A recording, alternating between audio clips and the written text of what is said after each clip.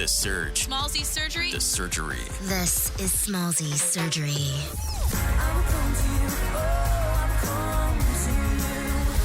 Hey, this is Isaac, Taylor. and Zach, and we're Hanson.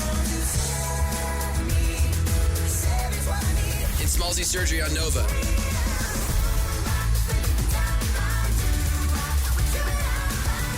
Hey, they're always one of my favorites to have here on the show. You know why? Because it takes me back to my 15-year-old self, and I'm so grateful to do the job that I'm doing. Honestly, if 15-year-old Smallzy could see himself now, he'd be like, really? Yeah. Is this actually happening right now? Well, as somebody who started doing this, come to Australia when I was about 16, I'm still glad to be doing it too. So I'm there with you. The Hanson boys in the building, everybody. Yes. They are. Welcome back to our fair country. Thanks for having us. Everyone always gets excited when you boys are in the building or in the vicinity. You're very kind. Does it ever get old People being excited? to see you? I think it's okay. I mean, when they start showing up in your hotel room and they're like, "Hi, I'm here." That's good. That's where it gets a little weird. It's a nice change from going home where I was like, oh, you're here. You're They're here back. again. Oh, they're No, here. I mean, in all seriousness, it's very, very grateful for it, and you know what it's been. You know the grind that it takes to stay at it. So Absolutely. you appreciate the enthusiasm. I mean, last night, amazing show here in Sydney. Yeah. Headed, to be able to go all over the country. This year, we've been a band for 30 years, so we're kind of marking time, going like, wow, how did we get here? And it's an Wild. amazing thing. Absolutely. Well, congrats on everything. New record as well. The tour is happening. I guess you're always grateful to still be able to make music and people still show up. Yeah, of course. 30 years later, right? Because, Absolutely. correct me if I'm wrong, even if no one showed up, you'd probably still make music, right? I mean, generally speaking, I think that's probably pretty much true. We probably have to do something else as well. Yeah, okay. Yeah. Like a Down day at the job. corner bar, jamming it out. Day job. No, that's not. Is that true, though? Can I, Well- momentarily, because the music business has changed a lot, as you would know, right? You've seen it. We've all seen it who work in it. But you guys came about in a time where I used to hear this crazy story. It was like, if you had a number one, never had to work again. Right. Was that a true story? Well, you didn't ask whether we could pay our bills. Okay. We can pay our bills. Yeah, okay. Certainly from a lifetime of making music, for Yeah. sure. Like thankfully there are still revenue streams. Like if we were to say, you know what, I'm tired. Yeah. But to be a creative person, to be an artist like that, you don't turn off who you are. No, absolutely. And so I think it's never about can you, like, let's just play music just to make dollars as a business. It's about being who you are. And of course you do want to continue to build stuff. You want to see things grow. You want to see fans. I mean, Yeah. But we would probably be playing in bars simply to exercise the creative if the world said, you know what, no more. We're done. Yeah. I mean, the most gratifying thing about music is to go and like see the way people respond to it. This is the thing I think sometimes is missed from the outside. They go, "Oh, do you get tired of playing that song, or do you get tired of playing this song?" You go, "Have you seen how people respond to that song?" Yeah. I love playing it. It's amazing, and so many memories. People coming up to us now, like, "Oh, I named my son after you," or "I named my daughter after that song," or "Here's the tattoo of the lyric." There are probably a few pennies around now that wouldn't have been around if it wasn't for that song, right? See, I'm a catalog. We've met a few. Yeah, I bet you have. The new record, Red, Green, Blue, pandemic record. Were you all locked away? Is that This was kind of transitioning out of that. Yeah, it was Okay. coming out of it. I mean, we did a lot of live streaming, like many bands did. We tried to support different local venues during the pandemic, and we thought we would put out the record that came out last year with the tour, which that didn't happen. So as we use knew that as social media fodder. as we knew that the tour was finally going to line up, we didn't want to just be on a cycle of shows. We wanted to have a new product, and this project is one that Isaac had sort of brought up for years, and we kind of like, I don't know how we're going to do that, and sort of decided to go for it. And it's a 3-part album where each of us essentially took 5 songs and said, hey, this is what I'm going to do. Oh, nice. And Almost like solo EPs or something like that put together into one record. And the way, I will say it wasn't exactly how I originally thought it would end up, but it seemed really, really interesting and cool to me in the end that we would deliberately isolate the creative process for each brother and go, okay, you just write the songs, you just sing the leads, and you kind of tell us what to do. Yeah. And almost treat it like we were a studio band, not like we were the artists. And we did have to hire ourselves, sort of. Yeah, exactly. Which was, I mean, I wanted to hire some other singers. Yeah. It turned out cool. He tried to farm it out. Yeah. Like, other keyboardists, he was like, man. Yeah, who can I look for? Who's around here? Oh, that's too expensive. That's too expensive. Yeah, I'll go we with worked what I know. affordably, yeah. Yeah. I mean, I think the main thing about it to me is just it's an invitation for fans to hear the band in a way they never have before. You know?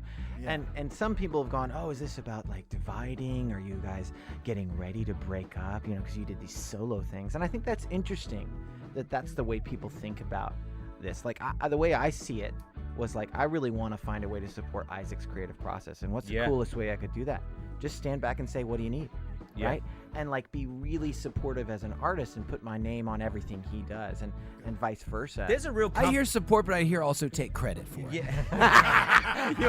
Yeah. Take credit for everything he does. Yeah. I just stand back and be like, that was me. Yeah. Exactly. There's a comfortability in that though, right? Like there are plenty, you would have seen a lot of groups come and go in the time that you boys have been playing shows that, that would never be you couldn't foster that sort of relationship between band, not necessarily brothers, but like band members, allowing anyone to really take the lead on anything in particular. Well, it's a recipe for disaster, right? Well, no, I mean, it's definitely a bit of a trust fall for sure. Yeah. I mean, everybody's kind of going, oh crap, what's I gonna do? And that, I mean, I know that's actually what they were thinking, but there's probably two big factors. One is, you probably wouldn't do that unless you were a band that had been together for 20 to 30 years, like we have, right? Because you developed all these skills together. You know so intimately what every guy's capable of.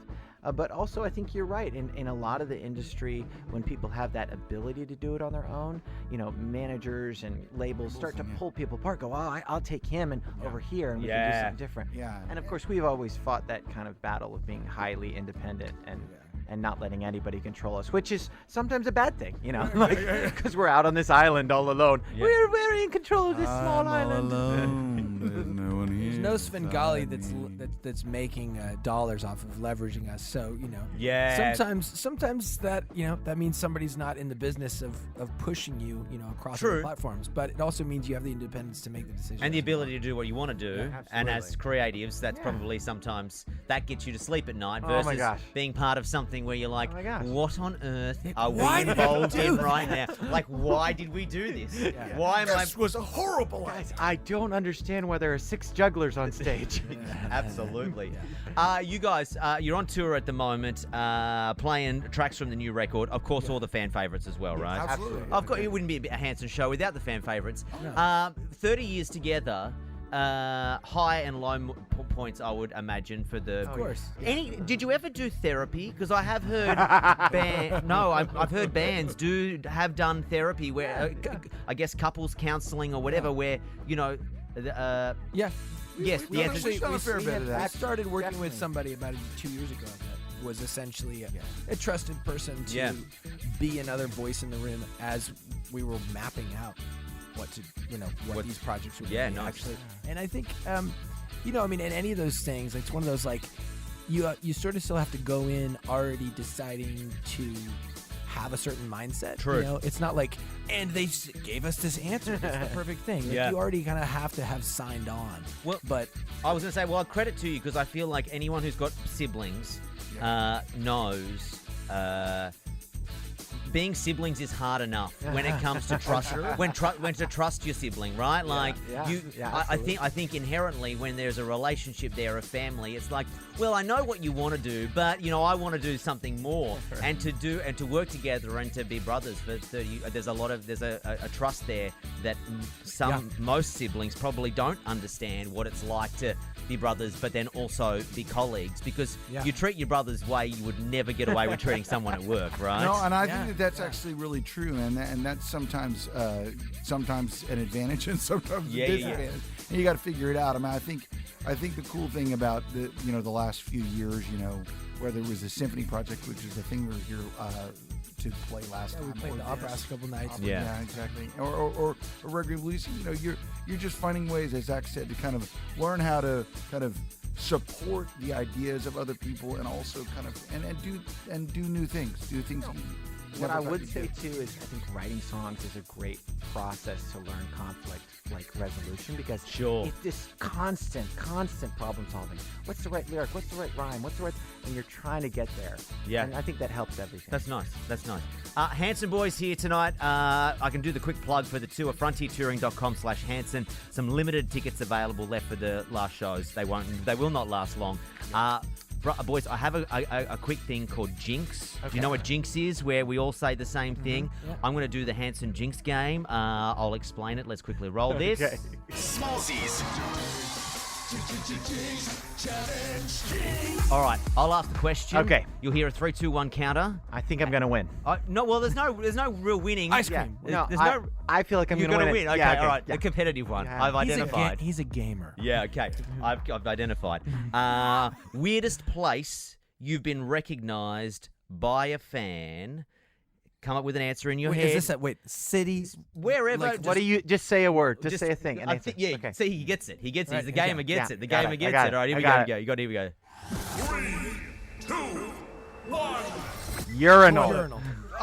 That's clean sweep. No. Did you say He toilet? said toilet, same thing. He was trying to be classy. No, it's really awkward sitting there standing peeing. The guy looks over and goes, "Are you? I think you are." I go, I don't know who you think I am. I don't want to get asked questions while peeing. Is it also at a urinal that's completely unrelated to where your fame should be? It's not like at a concert venue. It's not like I stopped at my own venue to walk. No, it's like at the airport. Yeah. And you know what he said next? He said, "Hey, can we take a photo?" I'm like, No. "Right now?" No. Okay, urinal. Note to self: if anyone sees you at a Pretty urinal, sure it's actually illegal. yeah, Take a yeah, photo I right think it now. is too. Public indecency. Absolutely. And then we took a photo. All right, here we go. I don't know. I never heard. You know what? Either you had really great management back in the day, but there was never any scandals around Hanson. So let's just find out if anything happened. Oh. Was there ever a country that you can remember trashing a hotel room in? If the answer's none, just say none. If there's a country, say a country. Here we go. 3, 2, 1. UK. Okay.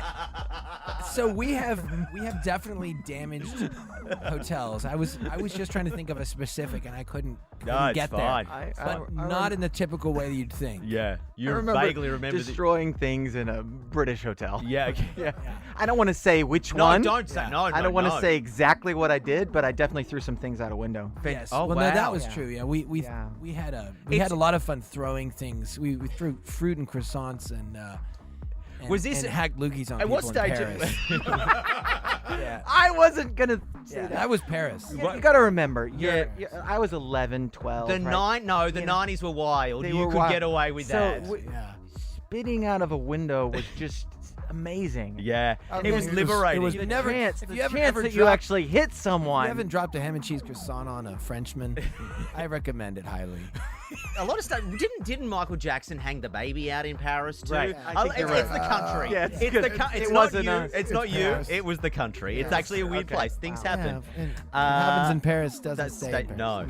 no. Do we have a messiest brother? Messiest brother. Here we go. 3, 2, 1. Isaac. Really? Yeah, I would say I Isaac. always Yeah, from the outside always read as the mature oldest. See, the word The messy problem is he's hard not for me. messy in the sense of like his clothes are clean.